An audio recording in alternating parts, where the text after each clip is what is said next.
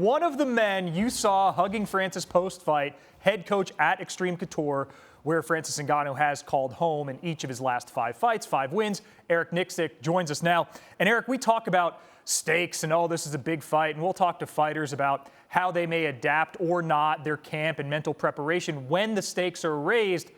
For you as a coach, how does the balance of something that guys like me would call a big fight in terms of your emotion, your time management, differ when it is a UFC heavyweight championship fight vis-a-vis, I mean, forget something on the prelims, maybe something on a different promotion? Yeah, I'll be honest with you, Phil. Like, for me, I think as of late, I'm so busy right now that I haven't had a lot of time to worry about it so much. But I already know, like, come fight week, because it happens for me during fight week when everything kind of narrows down and you're out of the gym environment, you're away from home. My center of attention really is going to be focused on the title fight. And I think that's when a little bit more of the nerves will come into play. But at the moment, man, I'm just kind of enjoying the moment, enjoying the process, and understanding that, yeah, it's a big fight for all of us, but I don't want to add any nervous energy or anything like that to the camp or anything for that matter. But staying busy has helped me a lot. Well, fight week will be here soon enough. Again, 22 January locally in Las Vegas and Anaheim, where that fight will be held, right around the corner. Eric, we saw a clip of something go somewhat viral, the backstage encounter or lack thereof between Francis and Ciryl Gane, with whom he used to share a gym at MMA Factory in Paris. How has Francis's emotion at this stage of fight week compared to some of the other big fights through which and through whom you've coached him against, whether it's Miocic or JDS or Kane?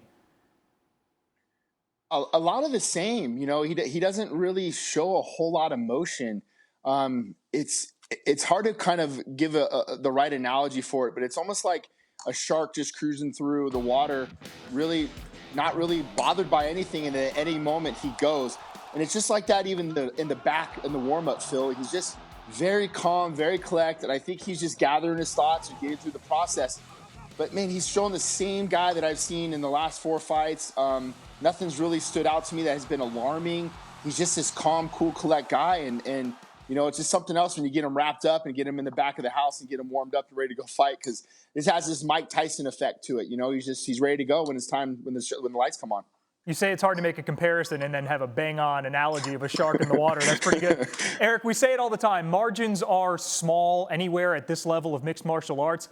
They are virtually non-existent at heavyweight. When you prepare Francis for Ciryl Gane, what strengths of which that Gane has does Francis need to be particularly mindful?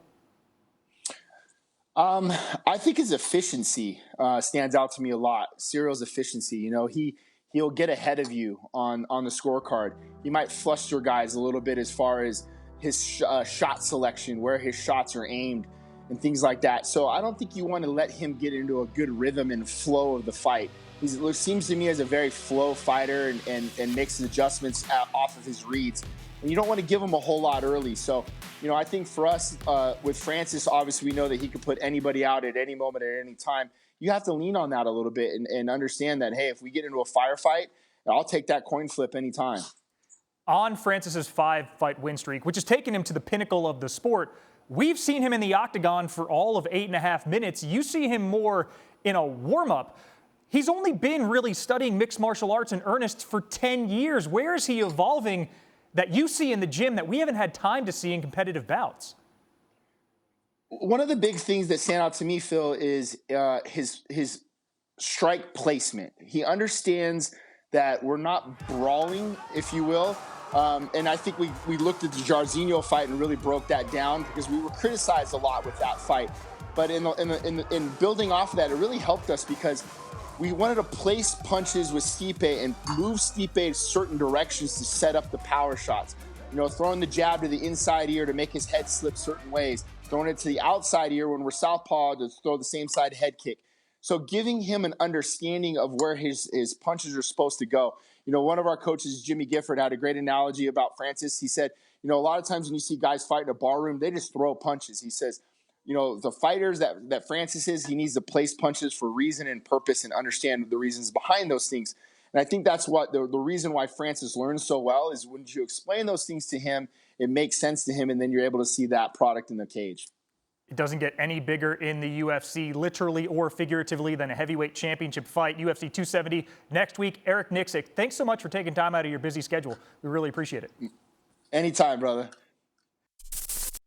Thank you for watching ESPN on YouTube. For live streaming sports and premium content, subscribe to ESPN+.